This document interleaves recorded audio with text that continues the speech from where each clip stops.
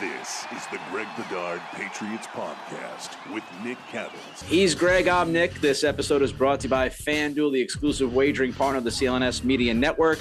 New customers get $200 in bonus bets guaranteed when you place a $5 bet, and AG1, the daily foundational nutrition supplement that supports whole body health. Well, Greg, Patriots lose on Sunday night. We all know that by now. Last week, I was very surprised. I was maybe even shocked by your prediction as we headed into this game. You were very confident that the Patriots would win and that their offense would be able to move the ball rather easily. Of course, those things didn't necessarily happen, especially consistently on the offensive end. Why were you wrong about this one? Well, Nick, it's a good question, and I was definitely wrong. I watched the Dolphins film against the Chargers, and I watched how the Chargers basically went through the Dolphins defense, especially on the ground, over 200. I think it was 233 yards. And the Chargers, they're a finesse team. They don't even run the ball that well. I mean, Austin Eckler's good and, all that. But, what I saw on film from the Dolphins defense, I was like, well, the Patriots can come out and, I was expecting them to get their two guards back, which they did. Didn't have Trent Brown, but, I figured, Calvin Anderson was basically, he played decently well the first week, and, he'd be better with being in the second game, and they'd figure out left tackle. And no Jalen Phillips in the game. Of course, that didn't happen until later in the week, but that was even a bonus, a cherry on top, that Miami's best edge player, front seven player, was out of the game. And I thought that the Patriots would be able to impose their will and run the ball. And I thought that running the ball and play action would be a big part of this game for the team. And it started off, well enough. I mean, they came out in 13 personnel, 3 tight ends, for about the first 3 plays of the game. And, they ran a short pass for 5 yards, short pass for 4 yards, a run for 6 yards, and a run for 8 yards. I'm like, okay, well, this is what I expected. And then everything fell apart. I mean, you even had a little bubble screen to Demario Douglas, nice play, 9 yards. Here they are in Miami territory. They're driving. And then all of a sudden, Cole Strange gives up a -2 run. Cole Strange gives up a sack in 1.7 seconds, and Cole Strange isn't good on the screen, and all of a sudden they're punting, and it was just it looked like Bill O'Brien was scared off by the offensive line, that Cole Strange wasn't ready to play. Owene wasn't great in this game either, and I just thought, as far as I thought the Patriots offense would be able to do some things, and they couldn't run the ball after that drive. There was no play action in the game, and they basically got owned up front. I mean, credit to Vic Fangio. He made a lot of adjustments. They did a lot of slanting in this game, which the Patriots weren't ready for up front. There were a lot of Patriots offensive linemen on the ground, which is never a good thing to see, and I don't think I've ever seen that before out of this group. They just got whooped up front, and then defensively, I knew that they would limit the Dolphins and Tyreek Hill, and they wouldn't give up big plays, but I didn't expect the game plan that they came out with, which was basically like, it was almost a version of prevent defense with 3 deep safeties most of the time. They just gave up the underneath stuff. Their defensive line got whooped by the Dolphins offensive line, something else I did not expect. And, I just thought, for the most part, I thought that the Patriots were pretty inept. Yeah, it was close. They had a chance at the end of the game, but I don't really think it was all that close. I thought Miami did exactly what they wanted to. I think they felt in control the whole game. And, to me, it was a hugely disappointing result for the Patriots. I thought that they had opportunities in this game. I just think where they are right now, Nick, offensively, they can't block. They have nothing at skill position. They benched Demario Douglas, which was a freaking joke. And then defensively, we've seen this before with them against the Bills, that they're just like, well, we don't want to give up any big plays. Josh Allen is just too good. You can now put the Dolphins into that mix now, where the Patriots are just like, well, we're not going to force the issue. We're not going to try to make any plays. We're just hoping the other team makes mistakes. And, the only thought I had watching this was, thank God Aaron Rodgers got hurt, because who knows what they would have done against them. But, 2 out of the 3 teams in the AFC East, they don't even try to compete on defense now. And, I just, they're in a rough place right now. I mean, I'm glad they're getting Zach Wilson this week, but, it's just tough for them offensively. They don't have an identity. They don't know what to cling to. And defensively, if they don't feel they have the advantage, they just sort of hang back. And that's a dangerous place for a team to be. Yeah, just 2 things to take away in the big picture here from this game. Offensively, the offensive line, man. I've said this time and time again. You and I have talked about it. Offensive line, if your O-line stinks, you're behind the 8 ball. And here's the thing. I couldn't care less who the quarterback is if your O-line is this bad. There's not many quarterbacks in the league. We're talking about even some of the best quarterbacks in the league that would be able to overcome some of this offensive line stuff we're seeing. You have no run game. You have no pass protection. You're trying to run quick pass game. Just think about this. Your O-line is not pass protected, so you have to run quick pass game. But then the quote-unquote weapons that Mac has right now, they're not quick pass game weapons. They're not Tyreek Hill.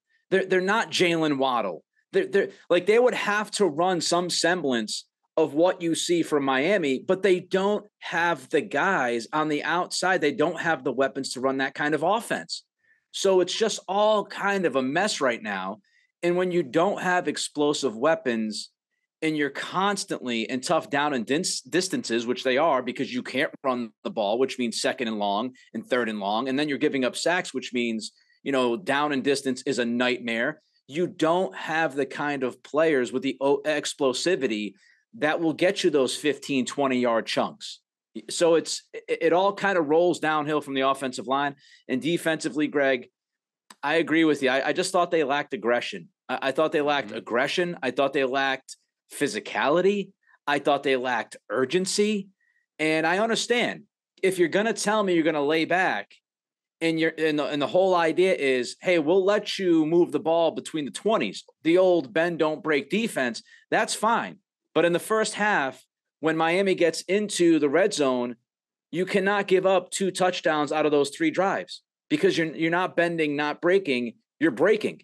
And that's why you're down 17-3 at the half. All right, so that's just some overall thoughts. I want to, and we'll get more into an in-depth discussion about the offense, Greg, but I just want your general thoughts on how Mac Jones played in this game. Do you think he played some winning football on Sunday night? Absolutely. I think that through 2 weeks, Mac Jones has played winning football. And to piggyback off of your point about, the weaponry and things like that, because we viewed things in a certain way for so long, when Brady was here and the whole scope of the team. But, it's a different NFL now. And you really have to do one of 2 things. Either you need the elite transitional, just elevate everybody, elite quarterback like Patrick Mahomes, or you need to go get weapons. I mean, people will pick apart this game from Mac Jones, and there are certainly plays that he missed. And this is sort of where I was after they didn't get DeAndre Hopkins. And it wasn't really about DeAndre Hopkins. It was just about not investing, not giving Mac anything to work with. Right. And, also, my column on this season, when I picked them 7-10 before the season, I said they have the margin of error is just too small for this team. And, Mac made a lot of really good plays in this game. His mistakes get poured over. And that's solely because he has no margin for error. Like, he has to be perfect for this team to score in the high 20s or 30s. I mean, I went through it and I was looking at, Tua, and I wrote down in Tua, I probably had Mac for, I had Mac for 5 throws that I questioned, including the interception, which I split with him and Devontae Parker. Tua had similar. Tua had an interception, great catch by Gonzalez, but Tyreek Hill was open on the play. Tua underthrew him, threw way too much air. If he puts that ball in a line to Tua, it's probably a touchdown. He made a bad throw, but because he has all these weapons, because he has scheme, because he has an offensive line that didn't really allow him to be touched in this game, everybody's talking about how great Tua is and how he's an MVP candidate. But, Mac Jones basically has the same game as Tua, but because he has no offensive line and he has no weapons, Mac gets criticized. And I don't think he's getting a ton of criticism in this game after this game. I'm sure there are people doing that, but Mac Jones, dating back to last season, I was going through my evaluations, and I think that, this is the 5th straight game dating back to last season that he's played positive football according to my ratings, and it's 6 of 7. His completion percentage above expectation this week was 6th best in the league. He was only supposed to complete, I think, like 66, 67% of his passes, and he completed 73%. Mac is not the issue on this team.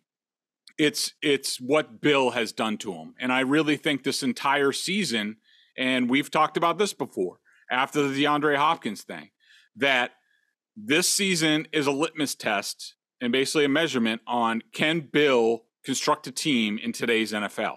And through 2 games, the answer is no, because he just beefs up. He's done what he's always done. Beefs up defense, beefs up special teams, says offense, just take care of the ball, make a few plays, make some points, and we'll be fine. Through 2 games, that is not good enough. And they can't, Mac Jones can't play perfect. No quarterback is going to play perfect. Tua didn't play perfect. But if you surround them with enough stuff and even speed, taking Demario Douglas off the field, if whatever, that makes things easier, opens things up. Tua threw the ball in 2 seconds. It was the lowest time to release in the league this year because the Patriots were hanging back and they were so afraid of the speed that there were open guys all over the place. And so what the Patriots are trying to do offensively, it looks like a losing proposition. And, we'll see, how things go. The offensive line will get better. They'll get healthier. They'll get Tyquan Thornton back. Demario Douglas won't be in the doghouse, hopefully. But still, what you talked about, some of the pass concepts. I mean, running a bubble screen to Juju Smith-Schuster. I mean, who are we kidding? I mean, the week before it was Ezekiel Elliott. Like, you might as well put me out there. I mean, these guys aren't running away from anybody. So they are talent deficient on offense, and it just makes everything harder. You are preaching to the choir, my man. We're not only in the same church, you and I are sitting in the same pew, and we are rubbing elbows together. Everything you just said is absolutely how I feel. It's mostly how I felt last week when they played the Eagles. It's mostly how I feel when you look back at last year. And by the way, here's a little bit of a tease. Nick Cato Show podcast. I'm going to dive deep into Mac this week and actually the comeback theory that people have thrown out there and fans and there's a contingent that say like, oh, Mac's incapable of coming back. You might be surprised when you look back at his rookie season and you look at the facts in those games that they lost that were close. I'll have some of that on my pod, but it's what you see on Sunday night, Greg. Here's the problem. Everybody wants to boil it down to the quarterback, and it's just utterly ridiculous. Every time the Patriots get down early in the game, it's, because they don't have a quarterback that can really get it going early on. They can't put points up on the board. When they get down and Mac Jones can't score, 3 second-half touchdowns, it is somehow on Mac Jones. And the way it's handled is he gets like 90% of the blame. Perfect example on Sunday night. This team at the half was down 17-3 by really no fault of Mac Jones. Go back and watch the game. You're down 17-3 at the half because your offensive line stunk. Greg highlighted Cole Strange on that first drive. he single-handedly ruined that drive by himself. So congratulations to Cole on that one. I know he might not be ready, but that's what happened. You had the Pop Douglas fumble when the Patriots were moving the ball. That is certainly not on Mac Jones. And the defense. The defense gave up 17 points in the first half. They gave up 237 total yards. Miami was 3 for 5 on third down. They were 2 for 3 in the red zone. The reason why you were down 17-3 at the half was not because your quarterback play. It was because of offensive line play, the fumble, and your defense did not do well enough in the red zone. Those are the facts, whether you like it or not. And Mac has become this scapegoat. It's just so easy to throw Mac under the bus because you just go back and think about Brady. And it's been unfair for this guy since he stepped into Foxborough. It really has been. To piggyback to add fuel to your fire. I mean, this so far through 2 games, this reminds me a lot of 2019 with Brady, when Brady didn't have much to work with. The offensive line wasn't that good. And, they were 8-0 at one point, but we know that, that was the schedule. I mean, if the Patriots had those cream puffs to start the season, they would have been, this group would be 8-0 as well. But, Brady was miserable because he knew the Patriots didn't have it. And, they're just right back in the same. Brady couldn't rescue that group. Mac Jones can't rescue this group. And, it's going to take, they are going to have to be perfect on offense. They're going to have to run the crap out of the ball. They're going to have to incorporate more play action. And the other thing I wanted to add, I think a lot of Bill O'Brien, and I do think he's really good. And I think the game plans that you're seeing, I'm sure they're going to get criticism. And, it looks a lot like Matt Patricia last year, blah, blah, blah. Like, I'm sure there's a lot of that, which I don't disagree with. But he's smart enough to know. He knows. He's like, we can't block any of this stuff. But I do think that Billy is a little bit too in love with some of the concepts that he had at Alabama, the RPOs, the quick game, and stuff like that. That stuff works and looks a lot better when you're at Alabama with Alabama talent compared to what you're playing against. And right now, the Patriots offense is the other side of that coin.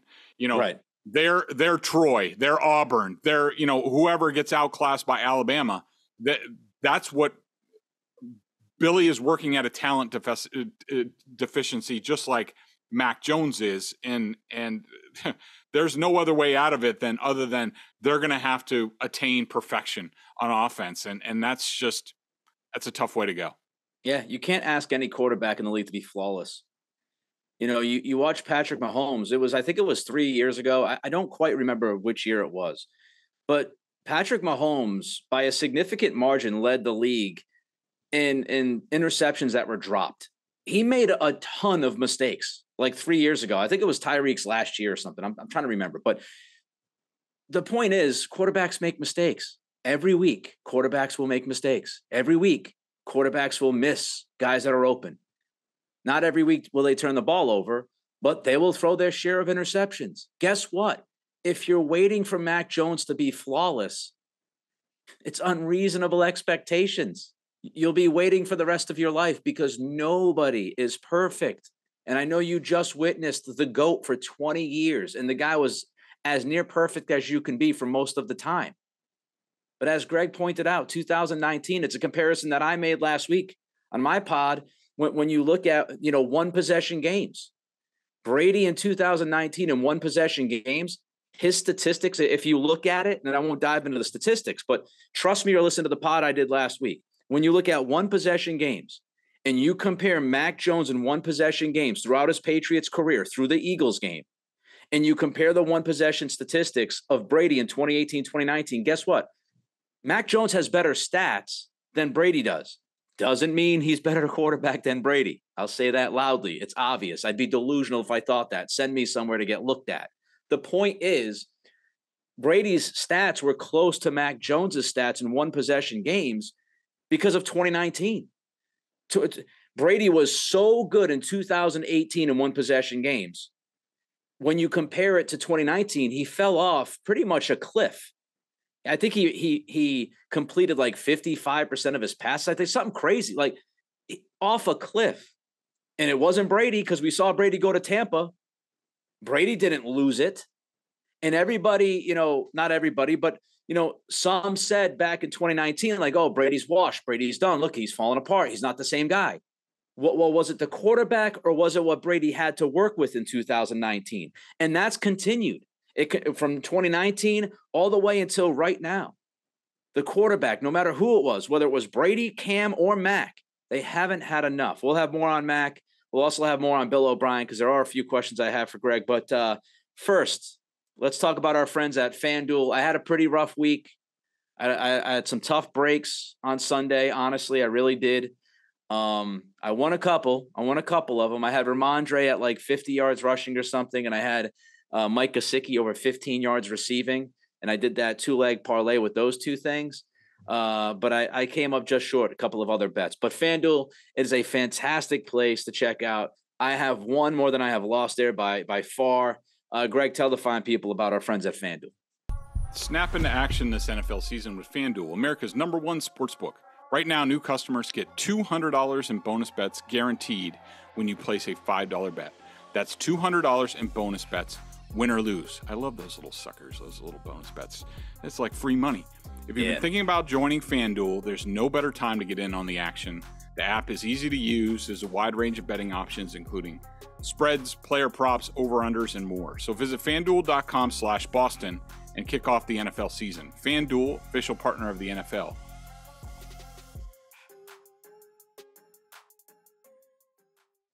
All right. Just the two more things about Mac, Greg. I thought it was interesting. I don't know if did you watch the Saints game last night at all? A little bit, but I saw your tweet and I don't disagree. That dime pass, the Mac Jones to Kendrick Bourne that Kendrick doesn't catch, but who was it on the Saints? Olave. Yeah. Yeah. So if you didn't see it, I don't know if you can go back and watch it, anybody listening or watching us here on YouTube. But it's just really a simple point, but I think it crystallizes what Greg has brought up and what we've talked about here about the difference between weapons, like top tier weapons and guys that are good but not great. Mac had the throw to Kendrick Bourne down the sidelines on Sunday night. It was a perfect bucket throw, and Bourne doesn't come up with it. If you watch last night, Derek Carr throws a down the sideline pass, not nearly as good of a pass as Max was, but he makes a good enough throw and allows his receiver, who is Chris Olave, a guy who was a star at the Ohio State, and I believe he was a first-round pick. Yeah, he was a first-round pick a couple years ago for the Saints, and he makes a spectacular catch. That is the difference. You're working with Kendrick Bourne versus Chris Olave. In Bourne, people said, oh, well, he got his wrist grabbed. Fight through it. And we'll talk about this, I'm sure, in a little bit, Greg, with Devontae Parker on Sunday night. Fight through it. That happens almost all the time. Defensive backs are always grabbing an arm or grabbing a wrist or grabbing a little tug of the jersey. You've got to fight through and make the play for your quarterback. And I just thought this was fascinating too, Greg. Just reading over some of the rating stuff that you mentioned earlier here on the pod about how Mac has played consistently good football over the last 6 or 7 games. Put that in perspective, Greg, because Max played well the last 7 games, 6 out of the last 7. But we're now looking at a football team with your quarterback playing well. That's what, 2-7 in the last 9 games? Mm-hmm. It ain't the quarterback. Yeah, I mean, look, Nick, I would say, and I made this point, I think, in our email. If you put Mac Jones on the Dolphins are 2-0. Absolutely. You put him on the Eagles. The Eagles are 2-0 as well. I mean, I think that, and just going through it, just so people know. So let me give you the plays that I did not like from Mac. So there was the drive before halftime. There was a 3rd and 9 to Devontae Parker, and it was incomplete. And I think they had to kick a field goal there. Now, I didn't like that. Max stared down Devontae Parker, and do I think Devontae Parker could do a little bit more? And it was on his hands, and it was actually in a good spot because he threw it away from the safety, so it was a pretty accurate throw. But, what Mac needs to do there, in my opinion, is, he has to know that that's going to be their backside. He needs to keep the safety off. look off the safety, look right, and then come back and fire that ball in there. He could use a little bit more juice there. There was a throw to so one play, let's talk about Kendrick Bourne for a second. So Kendrick Bourne only played I think 38 of 74 snaps. Yep. And this is just to reiterate the point, and we made it last week, there's a reason why Kendrick Bourne doesn't play on this team. I mean, when Demario Douglas gets benched, yet the Patriots are still going with 12 personnel, which is a joke, and they're not putting Kendrick Bourne out there. They don't have a lot of confidence in him. And there's reason to. There was a play where Mack threw it slightly out of bounds. Kendrick caught it, but it was just out of bounds near the goal line. That play was absolutely infuriating to me, the way Kendrick Bourne ran that route. And I think Collinsworth said something about it that, he turned it up too early. So Kendrick, basically that play, and they had the coverage they wanted. It was man-to-man. We've seen Wes Welker, Julian Edelman run this same sort of seam pass. Gronk, same sort of thing. And basically what's supposed to happen is he's supposed to sprint up right on the cornerback and maybe give a head fake to the inside and then go around him. And if he gives that head fake, the cornerback might hesitate, or that's the idea. And Kendrick Bourne might have been wide open for a touchdown. But instead, Kendrick Bourne runs out, and when he's supposed to give a head fake, he turns around and looks at Mack and just keeps running like this, which of course slows him down. I mean, it's so bad. It's so bad. But, Mack could have made a better throw there. There was another throw to Kendrick Bourne. There were 3 throws to Kendrick Bourne. That I had minus throws for Mac Jones. It just must be a Kendrick Bourne and Mac thing where, this is just how bad Kendrick is. And the interception, look, was he covered? Yes. Is Xavier Howard good? Yes. Most of the time he stunk last year. Do I think it was a poor decision to throw the ball there? No. Could it have been thrown a little bit differently? Maybe a little bit higher on the sideline where only Devontae Parker could get it if he makes a play? Yes. But here's the problem. Devontae Parker was beaten 5 steps into the route when he allowed himself to be shoved out of bounds. He's out of the play then.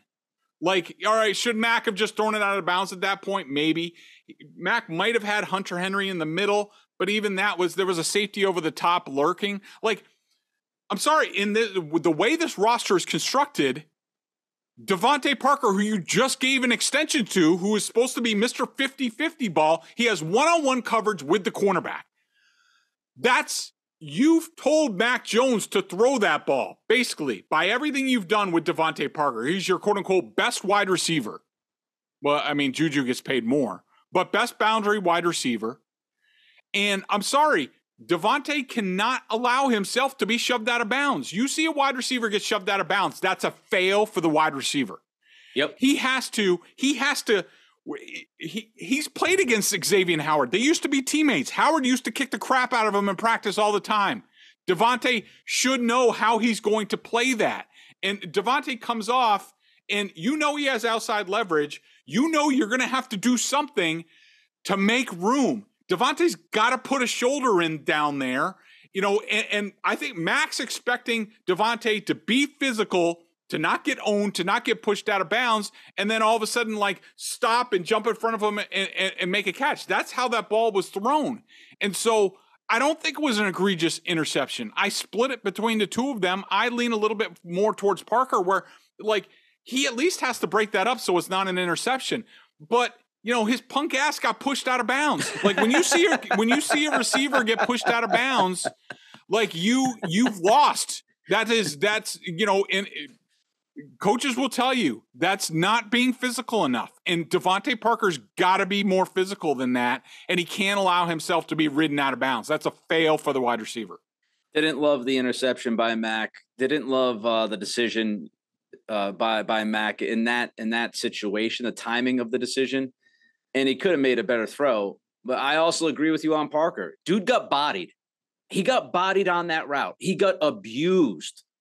And Mac, when you're a quarterback and you're throwing the football to your, as Greg said, your perceived number one receiver, you're trusting that guy. Like, it's so funny to me that people want quarterbacks to trust receivers and their pass catchers that we're saying a lot now because tight ends aren't receivers, blah, blah, blah.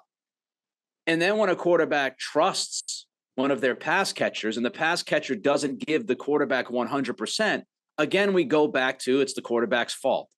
Bill O'Brien, just some things Greg wanted to say that I wanted to say about him and get your thoughts on. I'll run down the list here quickly. I thought they got very predictable on Sunday night between the screen game and also under center. They ran the football the vast majority of the time when Mac was under center. We didn't see much play action, and I understand offensive line has something, if not a lot, to do with that. So a little bit predictable for me from O'Brien. I also thought the situational play calling. I wanted your thoughts on 2 play calls that I hated in this game. Actually, 3. So it's 2nd and 9. What quarter? Late in the second quarter, and they decide to run the football. I think it was Ezekiel Elliott, and it went nowhere. Or it might have been a 2nd and 8, and then it got to 9 because they lost the yard. 2nd and 8, Ezekiel Elliott -1. Hated that play call. 2nd and 9. Again, your run game is starting to fall apart. You're just begging for a 3rd and long when you run the ball there. But I had a much bigger issue, and this was, to me, I want to hit 2 things here, Greg. Number one, I want to talk about Bill O'Brien's play calling, and then I want to talk about Bill Belichick's decision making. Mm-hmm. The drive in the third quarter, I believe it was the first drive in the third quarter, and you're moving the ball. You're moving the ball. You get down to the Miami 43. You have a 2nd and 1 from the Miami 43. You have all of the playbook at your disposal at that point. You can take a shot. You can do something fun and creative. You can do whatever you want. 2nd and 1 from the Miami 43. You run the football stuffed.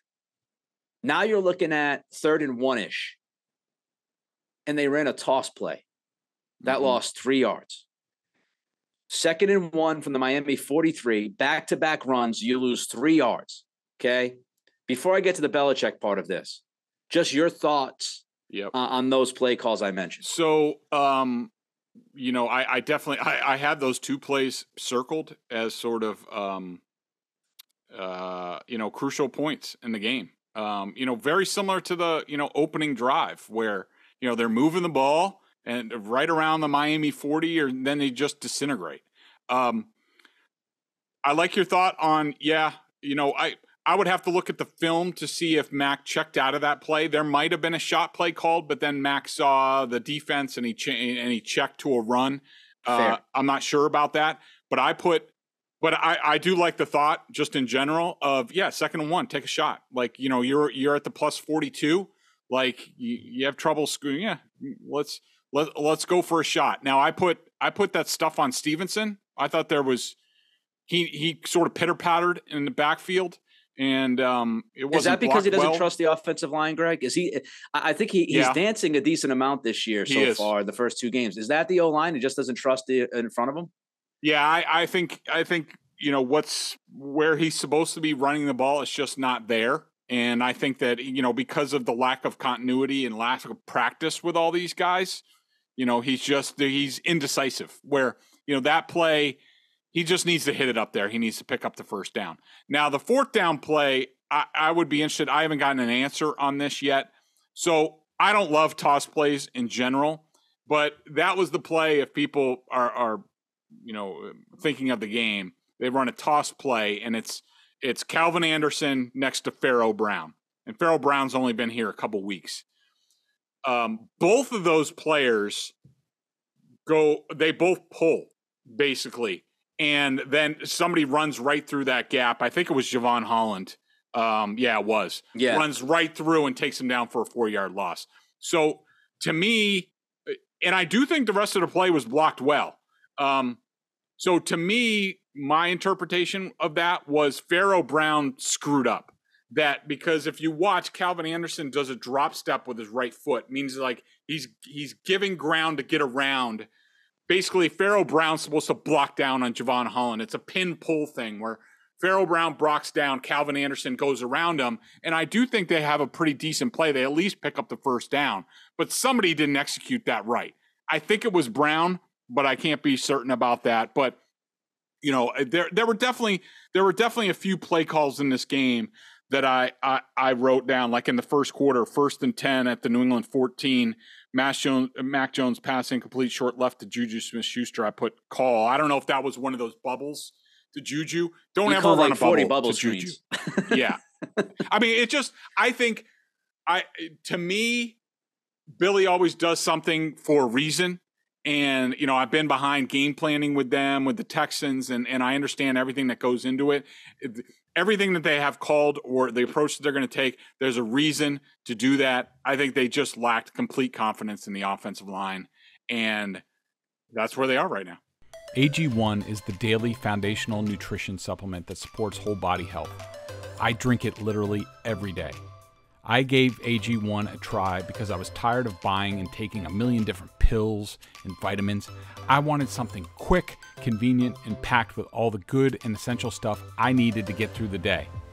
I drink AG1 first thing in the morning before starting my day, and it makes me feel like I could take on the world. Tastes great, gives me a little boost, and then later on is the big payoff. Off AG1, I'm grinding to get through the day, looking at the clock. On AG1, I'm primed and sharp, especially mentally, for my very long days, especially during training camp. Covering my nutritional basis for the day literally couldn't be any easier, which is why I trust AG1. I just mix one small scoop with water and drink it first thing in the morning. Done. I also like that it costs less than $3 a day. Pretty good if you ask me. It's a really effective daily habit with high-quality sourced ingredients. Win-win. If a comprehensive solution is what you need for your supplement routine, then try AG1 and get a free 1-year supply of vitamin D and 5 free AG1 travel packs with your first purchase. Go to drinkag1.com/Bedard.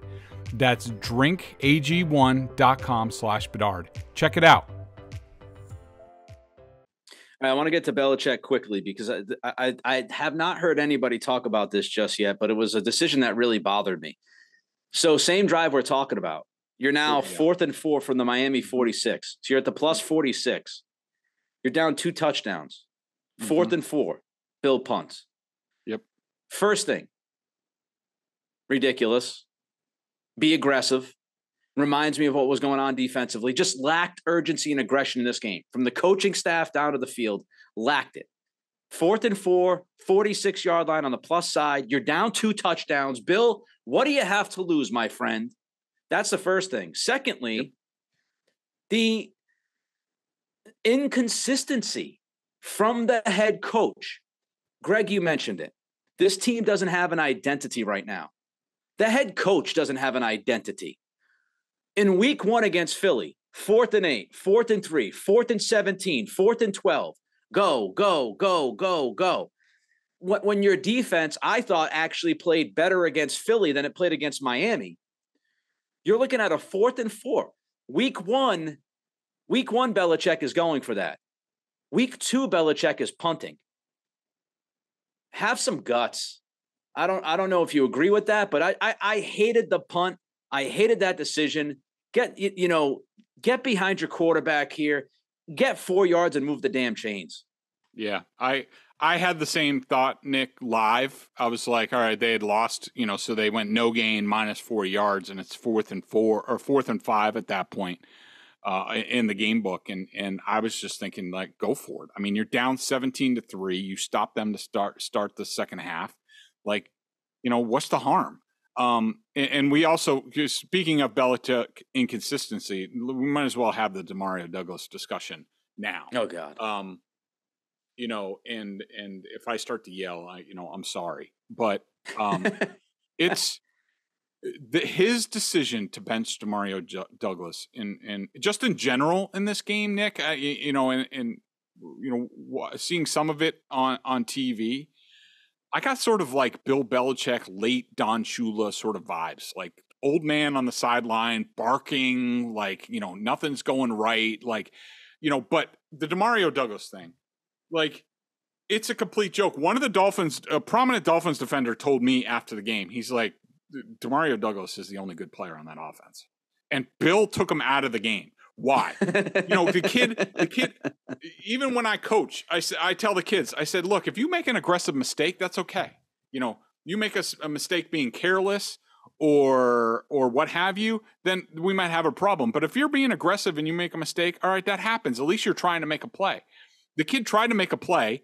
He did earlier in the game. He did on that. That stop out of nowhere and then speed back up. You're like, holy crap. Like, the Patriots have a guy who can make somebody miss. And then, Bradley Chubb came from behind and made a play. That's a good player. Dolphins gave up a lot to get him. It's going to happen. It wasn't like Demario Douglas was like, carrying the ball like a loaf of bread or holding it out or whatever, and it got knocked away.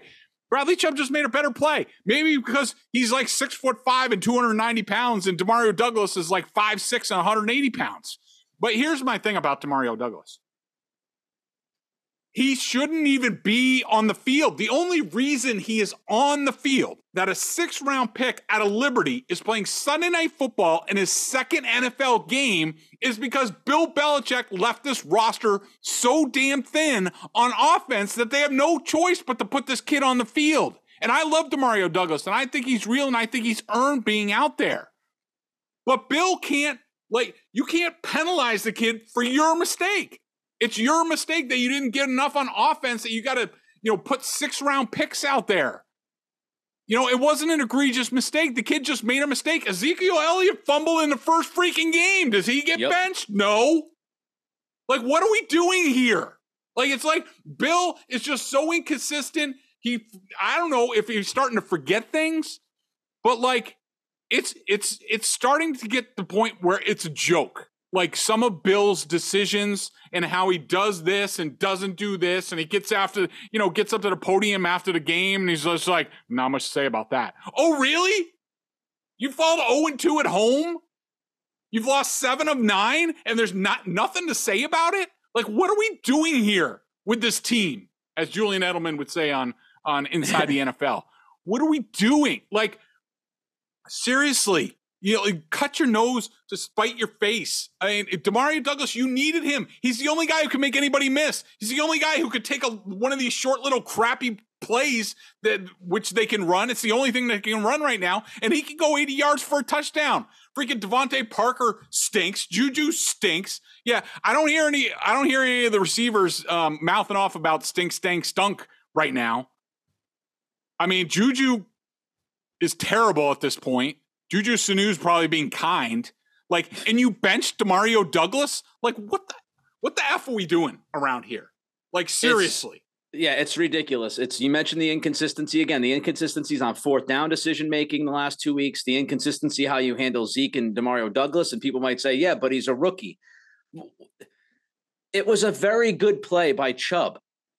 Elliott was more careless than Douglas was with the football on their fumbles. What did Demario Douglas do that was so wrong and sinful against the game of football on Sunday where the young dude had to get benched? Couple points.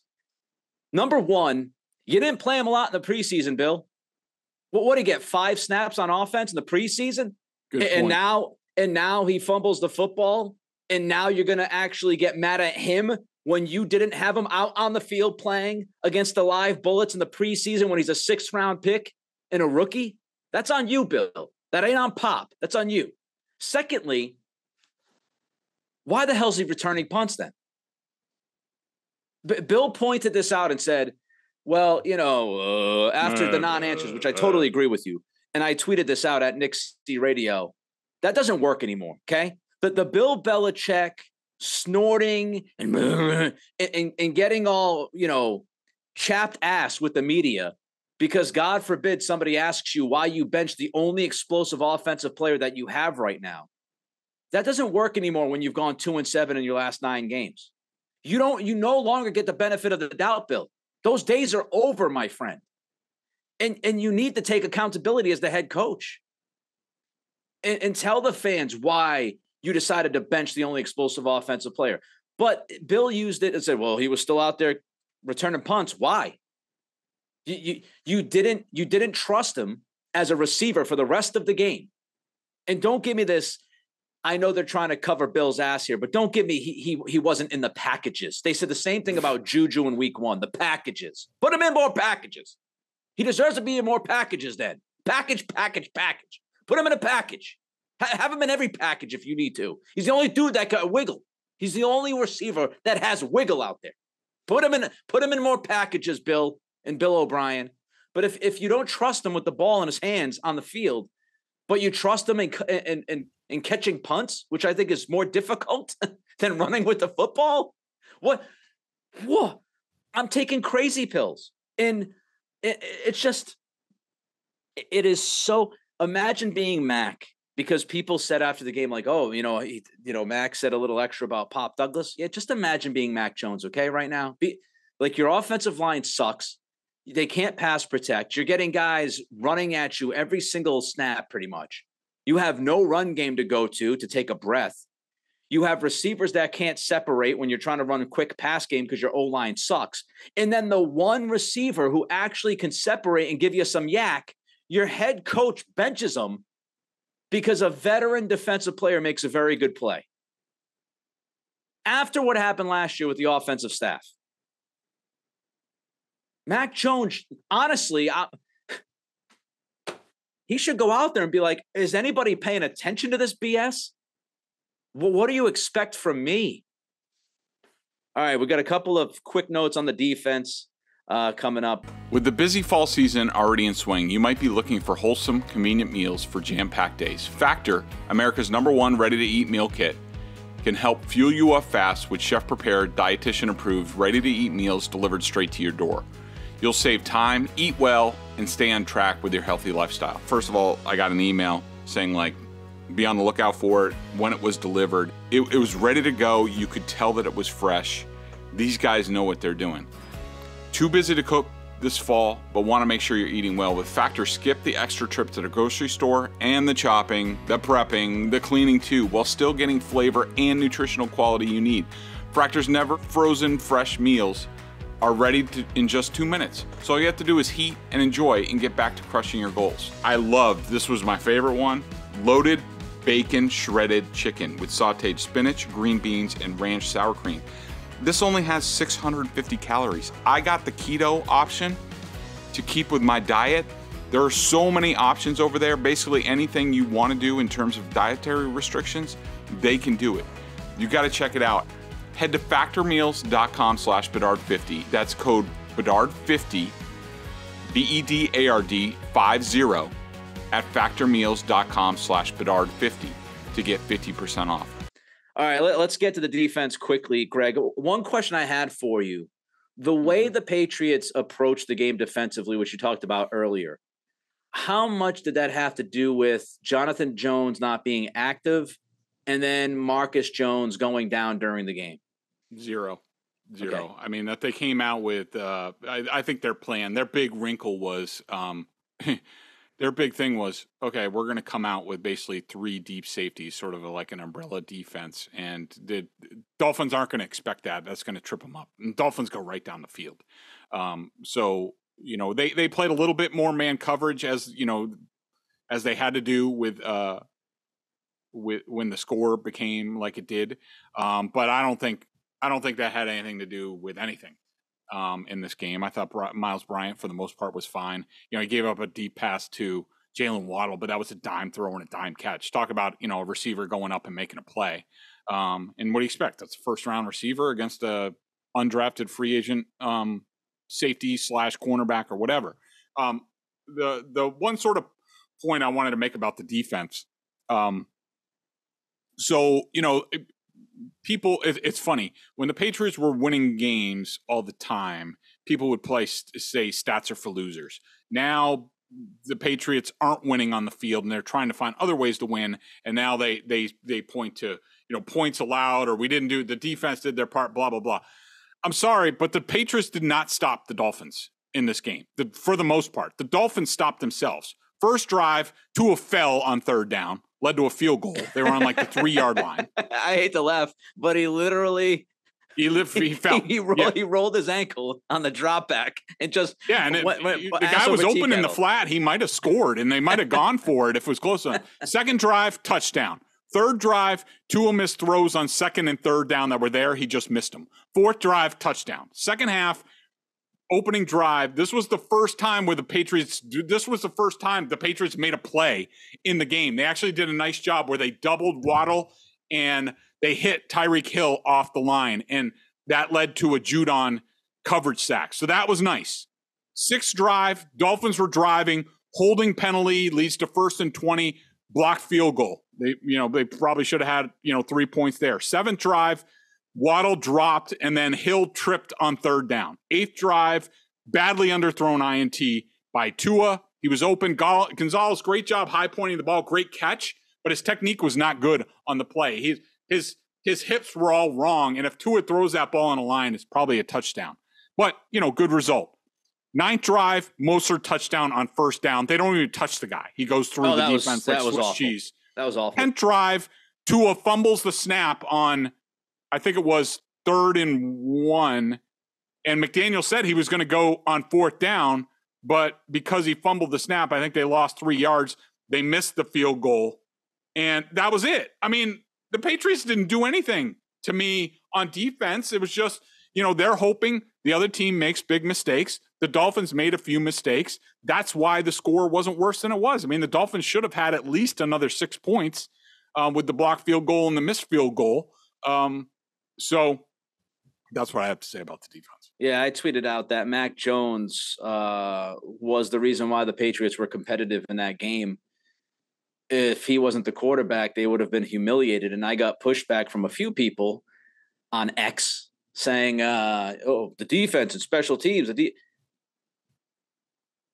If Mac doesn't play in that game, if you have somebody who's worse than Mac, if you have a quarterback that sucks, as some people say, Mac does, you're looking at 30-6 in that game. You're looking at like 36-6.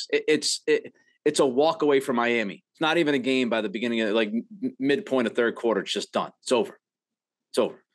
All right, check out BSJ. The fellas doing great work there. $50 for the year. Bedard and Giardi tag team and Patriots coverage. Let's quickly go through 3 up, 3 down. Greg, first, you're 3 up. So I'm going to do this a little bit to troll Bill, but Demario Douglas is my number one. No, I can't do that. He only played like 6 snaps. I really want to do it. So I'm going to go with Matthew Judon. He was the most impactful guy on defense. Half a sack, a hit, a hurry, a stuff. I didn't have him for any negative plays, so good job from Judon. All right. Should I just give? Give your 3. Okay. Give your next 2. Just run through them. I'm going to go Mac, number 2.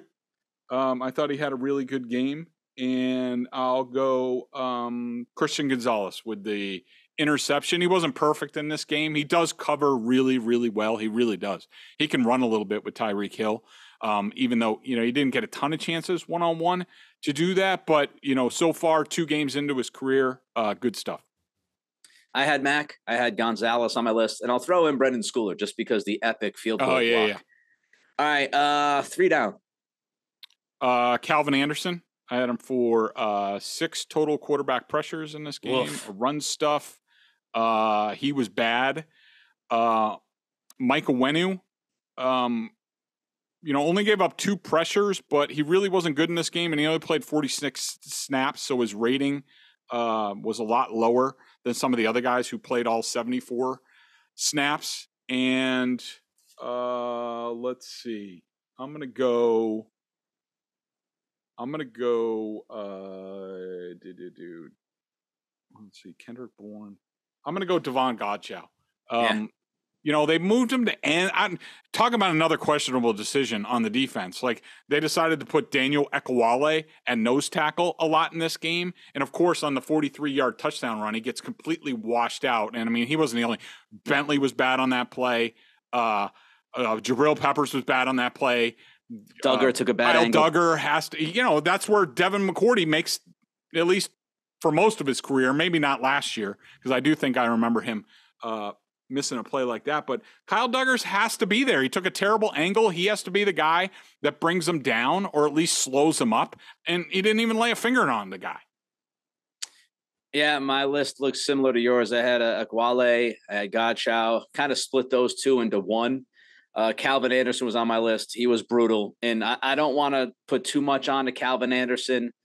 I don't know what the illness was that he dealt with.